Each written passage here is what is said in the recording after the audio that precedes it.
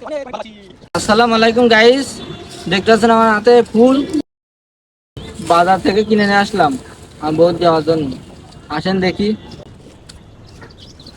তিন্নি বলো বাজারে ফুল নেই, চাইলা দুগান কয় টাকা আছে ফুল?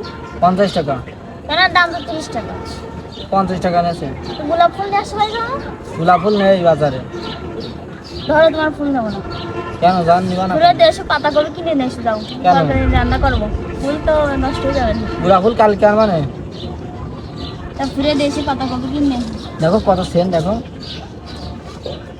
তোমাকে I love you, I love you, I love you. তোমাকে এরকম ভাবে করলেও হবে না, তাই হ্যাঁ। ওই দাঁড়াও।